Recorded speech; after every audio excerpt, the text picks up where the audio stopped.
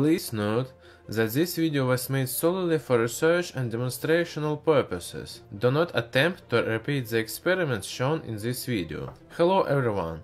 Today I will show you one interesting experiment, which is called the fire rainbow. For this experiment, we will need different metal salts that will paint flames in different colors. The first ingredient, one that you can find in our kitchen, is cooking salt. It will paint the flame in yellow color.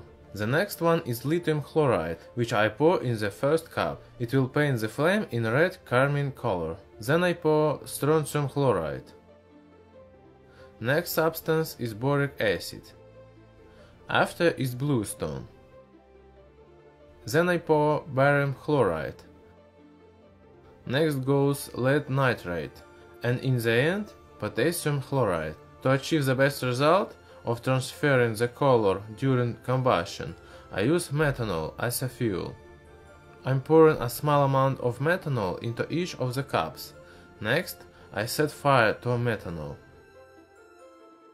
Once the flames break out, we get a fire rainbow.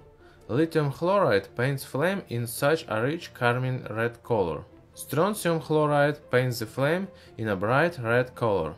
Sodium chloride paints flame in yellow.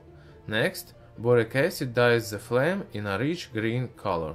Bluestone colors the flame in a dim green. Barium chloride should also paint the flame in green color, although we don't observe that here. Lead nitrate paints flame in such a yellow-blue color. Finally, potassium chloride colors the flame in a such yellow-purple color. At the end, methanol slowly burns down and the flames are reduced. Now we can see more clearly how different salts paint their flames. For example, potassium chloride, which previously was almost yellow, now became more purple. Copper sulfate has also become more green. After methanol is burned, the experiment stops.